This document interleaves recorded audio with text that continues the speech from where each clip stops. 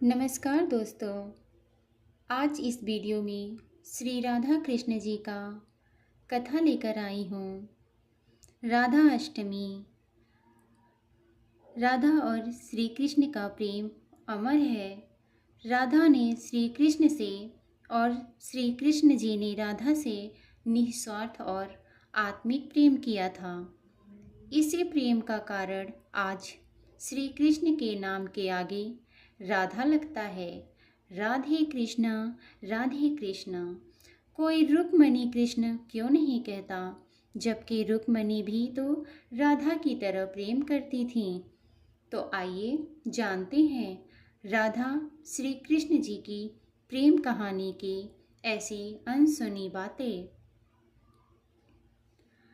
बहुत पुरानी कथा के अनुसार राधा श्री कृष्ण से 5 वर्ष बड़ी थीं। राधा ने श्री कृष्ण जी को पहली बार जब देखा था, जबकि उनकी माँ यशोदा ने उन्हें ओखल से बांध दिया था। उन्हें देखकर राधा बेसुध सी हो गईं और उनके प्रेम में पड़ गई थीं। उन्हें लगा था कि यह किसी पूर्व का जन्म का रिश्ता है। कुछ लोग कहते हैं कि वह पहली बार गोकुल अपने पिता वृषभानु जी के साथ आई थी, तब श्री कृष्ण को पहली बार देखा था।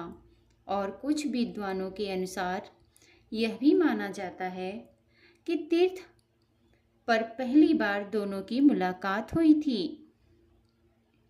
जो भी हो, लेकिन जब राधा ने श्री कृष्ण को देखा तो वह उनके प्रेम में पागल जैसी हो गई थी और श्री कृष्ण भी उन्हें देखकर बावरे हो गए थे। दोनों में प्रेम हो गया था। ब्रह्मा वैवर्त पुराण प्रकृति खंड के अनुसार और यदुवंशियों के कुल गुरु गर्ग ऋषि द्वारा लिखा गया गर्ग संहिता की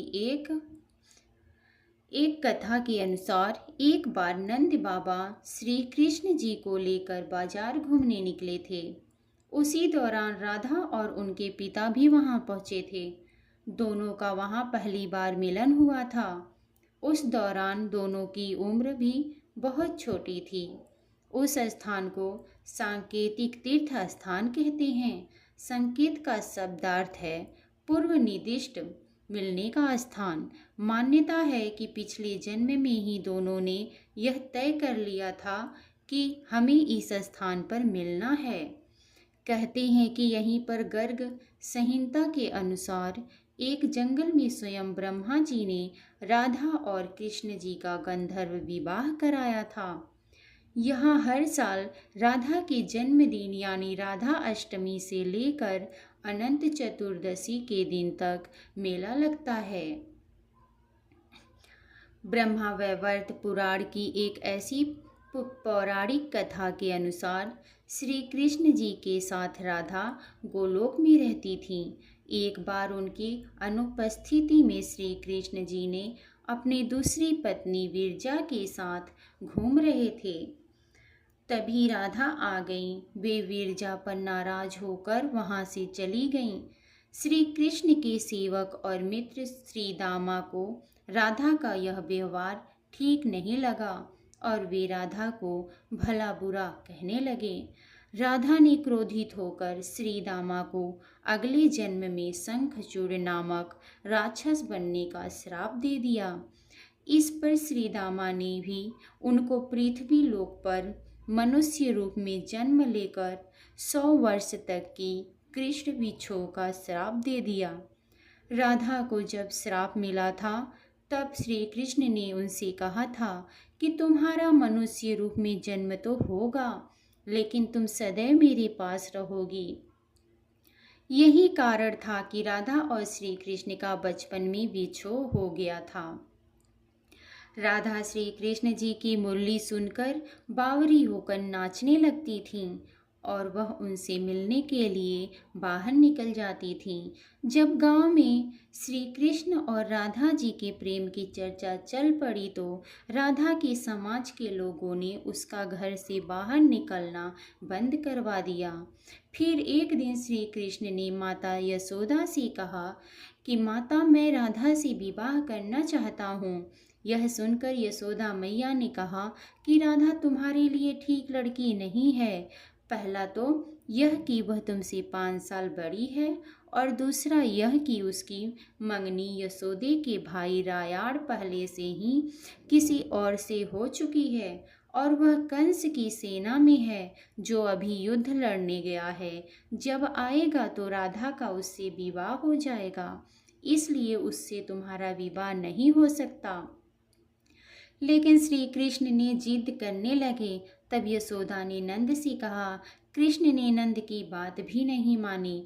गर्ग ऋषि ने कृष्ण को समझाया कि तुम्हारा जन्म किसी खास लक्ष्य के लिए हुआ है। इसकी भविष्यवाणी हो चुकी है कि तुम तारणहार हो। इस संसार में तुम धर्म की स्थापना करोगे। तुम्हें इस ग्वालन से विवाह नहीं करना चाहिए। तुम्हारा एक खास लक्ष्य है। गर्ग मुनि हर तरह से समझाते हैं, लेकिन श्री कृष्ण नहीं समझते हैं। तब गर्ग मुनि उन्हें एकांत में यह रहस्य बता देते हैं कि तुम यशोदा और नंद के पुत्र नहीं, बल्कि देवकी और वसुदेव के पुत्र हो, और तुम्हारे माता पिता को कंस ने कारागार में डाल रखा है। यह सुनकर श्री कृष्ण के जीवन की दशा बदल जाती है। राधा के परिवार को जब पता चला कि यह श्री कृष्ण की मुरली सुनकर उनके प्रेम में नाचती हुई उनके पास पहुंच जाती है, तो उन्होंने राधा को घर में ही कैद कर दिया था।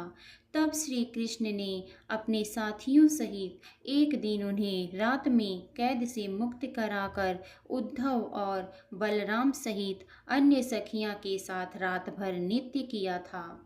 यह रात पूर्णिमा की रात थी जब महारास हुआ था। बाद में राधा की माँ राधा के कक्ष में गई तो राधा उन्हें वहाँ सोते हुए मिली। कहते हैं कि उस वक्त श्री कृष्ण को 2 ही चीज़ें सबसे ज़्यादा प्रिय थी, बांसुरी और राधा। श्री कृष्ण की बांसुरी की धुन सुनकर राधा के जैसे प्राण ही निकल जाते थे। कई जन्मों की स्मृतियों को कुरेदने का प्रयास होता था और वह श्री कृष्ण की तरफ खींची चली आती थी। भगवान श्री कृष्ण के पास एक मुरली थी जिसे उन्होंने राधा को छोड़कर मथुरा जाने से पहले दे दी थी। राधा ने इस मुरली को बहुत ही संभाल कर रखा था और जब भी उन्हें श्री कृष्ण जी की याद आती थी तो वह यह मुरली बजा लेती थी।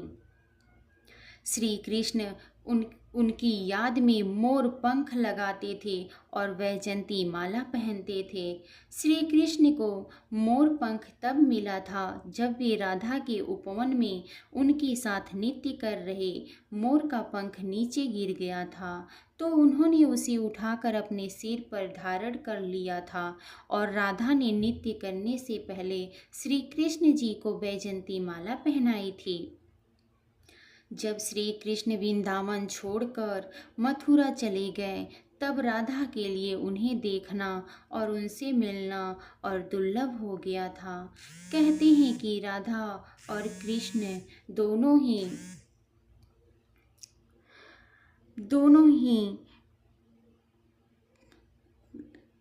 पुनर्मिलन कुरुक्षेत्र में बताया जाता है, जहाँ सूर्य ग्रहण के अवसर पर द्वारिका के श्री कृष्ण और वृंदावन से नंद के साथ राधा आई थी। राधा सिर्फ कृष्ण को देखने और उनसे मिलने ही नंद के साथ गई थी। इसका जिक्र पुराणों में मिलता है। इसके बाद राधा और श्री कृष्ण की अंतिम मुलाकात द्वारिका में हुई थी। सारे कर्तव्यों से मुक्त होने के बाद राधा आखिरी बार अपने प्रियतम श्री कृष्ण से मिलने गई। जब वे द्वारिका पहुंची तो उन्होंने कृष्ण जी के महल और उनकी 8 पत्नियों को देखा। जब श्री कृष्ण ने राधा को देखा तो वे बहुत प्रसन्न हुए। तब राधा के अनुरोध पर श्री कृष्ण ने उन्हें महल में एक देविका के पद पर नियुक्त कर दिया। कहते हैं कि वहीं पर राधा महल में जुड़े कार्य देखती थी और मौका मिलते ही वे श्री कृष्ण जी के दर्शन कर लेती थी।